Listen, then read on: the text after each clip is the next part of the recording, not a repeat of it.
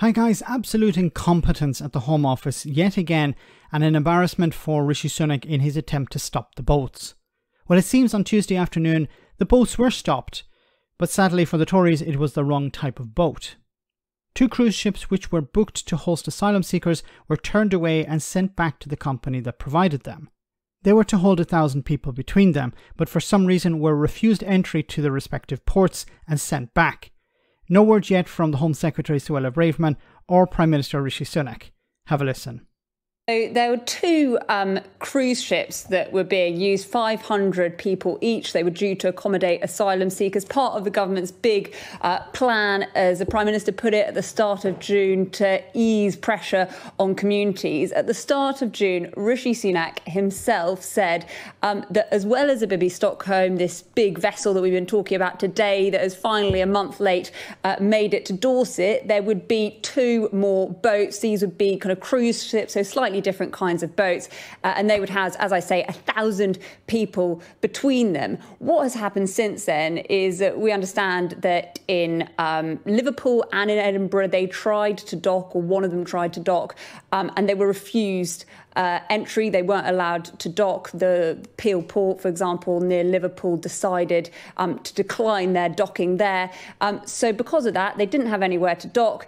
And now I've been told by a senior source that they have been returned to the company that owns them. We do not know how much or whether this cost the government money, but clearly this is something that the Prime Minister stood up and said was a big part of his plan to stop the boats. And obviously it hasn't gone well, it hasn't happened, and now they've been returned to the company or companies that own them.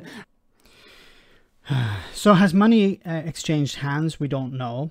It's possible that the government had a contract with this supplier that they wouldn't be charged money until people were on board the two ferries or two cruise ships. Or it's possible that they booked them for a period of time and they're already spending money on them, even though they're not being used. But we won't know that until maybe later on. But why has this happened?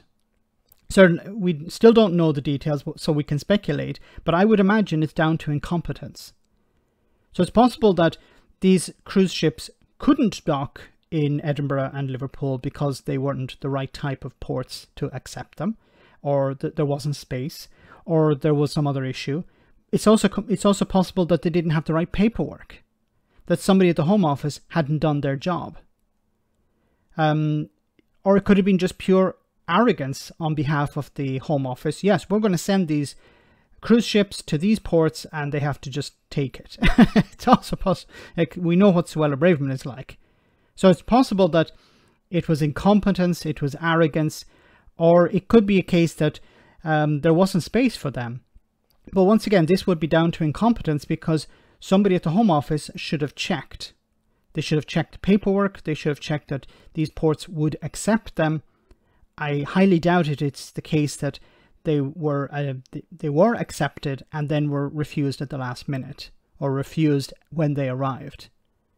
Either way, this is embarrassing for the Conservatives and Suella Braverman. But unfortunately, how will this be spun? Well, it'll be spun in a way of the ports were being woke, or the ports were the problem, or somebody in the port was acting politically. A whole number of reasons, I imagine.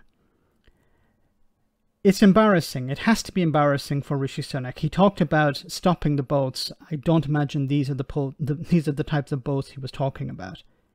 Let me know in the comment section, guys, what you think. As always, your comments are greatly appreciated. Thanks a lot.